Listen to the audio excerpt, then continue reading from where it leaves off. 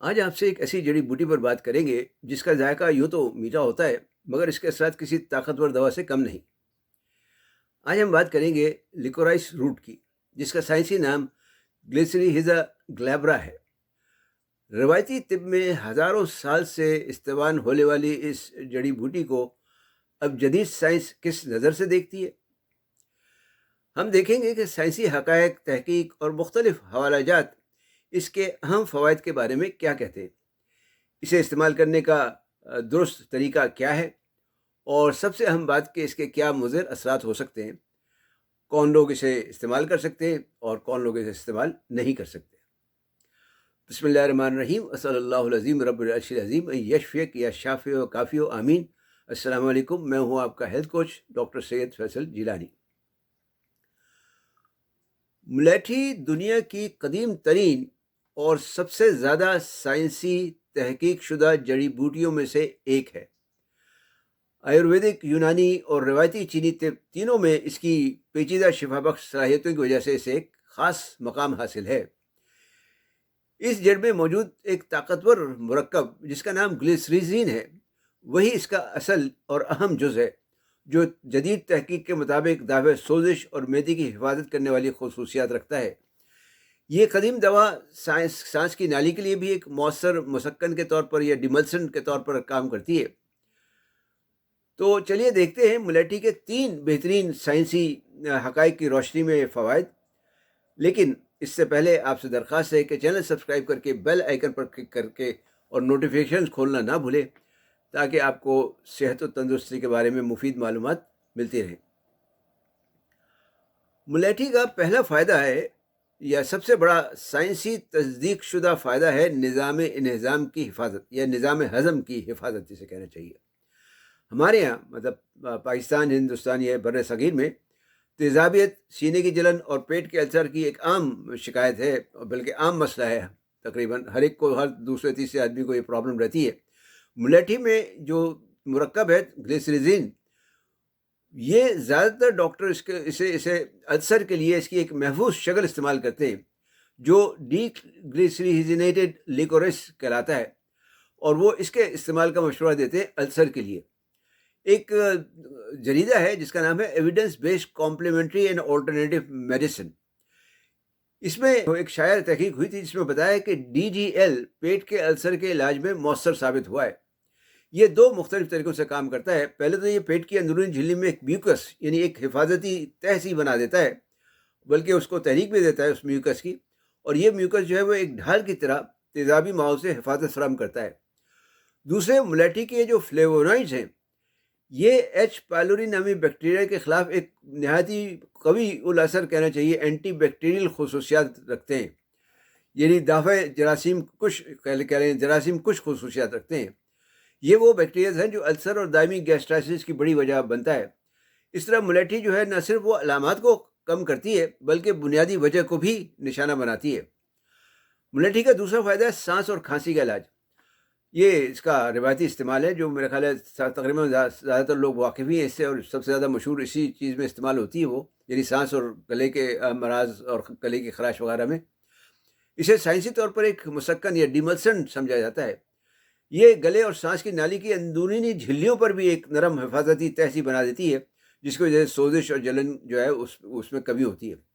Anaesthesia and اینالجیزیا نامی ایک طبی جریدے میں ایک رسالے میں ایک مطالعہ شائع ہوا تھا جس نے ثابت کیا کہ ملیٹھی کے غرارے سرجری کے بعد ہونے والے گلے کی خراش کی شدت کو نمایاں طور پر کم کر سکتے ہیں۔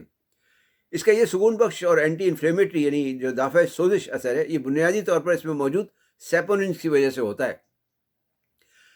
اس کے علاوہ ملیٹھی ایک ہلکے ایکسپیکٹورنٹ کے طور پر بھی کام کرتی ہے، یعنی بلغم خارج کرنے کے لیے بھی کام آتی ہے، جو پھیپھڑوں میں جمع ہوئے بلغم کو پتلا کر کے خارج کرنے میں مدد دیتا ہے۔ تو اس وجہ سے دائمی کھانسی میں، سینے کی جکڑن وغیرہ میں، گلے کی خراش میں، آواز بیٹھ جانے میں ملیٹھی جو ہے وہ نہایت مفید ہے۔ ملیٹھی کا تیسرا فائدہ ہے قوت مدافعت اور ہارمونل اثرات کہہ لیں آپ، یا ہارمونل توازن۔ ملیٹھی کا جو ایک اہم اثر ہے وہ جسم کے اندرونی نظام پر ہے۔ اس میں جو گلیسریزین ہے اس کی ایک خاص سائنسی خاصیت ہے یہ ایک انزائم بیٹا ہائیڈرو آکسی اسٹیرائڈ 11 ڈی ہائیڈروجینیز کی سرگرمی کو روکتا ہے۔ یہ انزائم دراصل جسم کے اہم اسٹریس ہارمون کو کورٹیزول کو غیر فعال کرتا ہے، یعنی یہ جو کورٹیزول ہے اس کو غیر فعال کرتا ہے۔ اس رکاوٹ کے نتیجے میں کورٹیزول جسم میں زیادہ دیر تک فعال رہتا ہے، یعنی ایکٹیو رہتا ہے، جس کے سبب ملیٹھی جو ہے وہ ایک طاقتور اینٹی انفلیمیٹری خصوصیت دکھاتی ہے اور جسم کو اسٹریس سے مقابلہ کرنے میں مدد دیتی ہے۔ اسی خصوصیت کی بنا پر ملیٹھی کو ایک ایڈیپٹوجن کے طور پر بھی کہا جاتا ہے یا دیکھا جاتا ہے۔ یہ جڑی بوٹی جسم کو یعنی جسمانی اور ذہنی دباؤ کے مطابق ڈھالنے میں مدد دے کر قوت مدافعت کو مضبوط کرتی ہے۔ اس کے علاوہ ملیٹھی میں پائے جانے والے جو فلیوونوائڈز ہیں وہ خلیوں کو نقصان پہنچانے والے جو فری ریڈیکلز ہوتے ہیں، جو مضر صحت ذرات ہوتے ہیں، ان کو بے اثر کر کے اینٹی آکسیڈنٹ تحفظ بھی فراہم کرتی ہے۔ تو اس لحاظ سے ملیٹھی جو ہے وہ ایک طرح سے اینٹی آکسیڈنٹ بھی ہے۔ اب بات کرتے ہیں اس کے استعمال کے طریقے اور مضر اثرات اور کچھ احتیاطی تدابیر پر۔ چونکہ ملیٹھی ایک طاقتور دوا ہے، لہذا اس کا استعمال بہت احتیاط اور سوچ سمجھ کر کرنا چاہیے۔ سب سے بڑی جو سائنسی اس کی احتیاط کا تعلق ہے وہ گلیسریزین سے ہی ہے۔ اگر اسے زیادہ مقدار میں اور طویل عرصے تک، عام طور پر 3-4 ہفتوں سے یا اس سے زیادہ اگر استعمال کیا جائے تو یہ سیوڈو ایلڈو اسٹیرونزم نامی کیفیت پیدا کر سکتی ہے، اور یہ اثر جسم میں سوڈیم کو روکتا ہے، یعنی سوڈیم کی ریٹینشن کرتا ہے، اور پوٹیشیم کے اخراج کو بڑھاتا ہے، یعنی اس کے ایکسکریشن کو بڑھاتا ہے۔ پوٹیشیم یعنی پوٹیشیم کی کمی ہو جاتی ہے اور سوڈیم کی زیادتی ہو جاتی ہے۔ اس کے نتیجے میں کافی مسائل پیدا ہو سکتے ہیں، جس میں ہائی بلڈ پریشر ہے، ہائپر ٹینشن ہے، اور دل کی بے قاعدہ دھڑکن وغیرہ شامل ہیں۔ تو ایسے تمام لوگ جن کو پہلے سے بلڈ پریشر کی بیماری ہو، دل کے مسائل یا گردے کے امراض وغیرہ ہوں، ان کے لیے عام ملیٹھی جو ملتی ہے بازار میں، اس کا استعمال جو ہے وہ بلکہ کہنا چاہیے ممنوع ہے، سختی سے نہ انہیں استعمال نہیں کرنا چاہیے، اور اگر کریں بھی تو صرف ڈاکٹر کی ہدایت پر، وہ بھی DGL کا استعمال کیا جا سکتا ہے۔ عام علامتی ریلیف کے لیے، یعنی عام طور پر اگر آپ کو 2-4 دن، 1-8 ہفتہ اگر کھانا ہو تو 1 سے 2 گرام خالص ملیٹھی کا پاؤڈر 1-2 ہفتے کے لیے آپ کھا سکتے ہیں۔ یہ محفوظ ہے، اس میں کوئی اتنا کوئی وہ خاص مسئلہ نہیں ہے۔ خلاصہ یہ ہے کہ ملیٹھی ایک قدیم جڑی بوٹی ہے جس کی قدر اب جدید سائنس بھی تسلیم کرتی ہے، تاہم اس کی طاقت کا استعمال سوچ سمجھ کر اور ذمہ داری کے ساتھ کیا جانا چاہیے۔ کچھ لوگوں نے مجھے کمنٹ میں لکھا تھا کہ جی آپ جو ہے وہ سائنس پہ ہی کیوں، پہلے جو ہمارے حکماں نے اتنی تحقیق کی ہے اس پر کیوں نہیں یقین کرتے، سائنس پر کی بات کیوں کرتے؟ تو بات یہ ہے کہ سائنس سے بھی ثابت ہو رہا ہے، میں یہ نہیں کہتا کہ وہ غلط ہے، لیکن سائنس بھی اس کو ثابت کر رہی ہے۔ اور ویسے بھی آپ کسی بھی قسم کی تھیراپی لیں یا دوا ہیں تو اسے سوچ سمجھ کر استعمال کرنا چاہیے، اور بہتر تو یہ ہے کہ کسی ماہر طبیب سے مشورہ کر کے کرنا چاہیے، تو ورنہ جو ہے وہ سیلف میڈیکیشن جو ہے وہ کوئی اچھی چیز نہیں ہے۔ تو جناب ویڈیو دیکھنے کا شکریہ، پسند آئی ہو تو لائک، شیئر اور کمنٹ ضرور کریں۔ آپ کا ایک شیئر کسی کو فائدہ دے سکتا ہے۔ چینل سبسکرائب کریں، بیل آئیکن پر کلک کرنا نہ بھولیں۔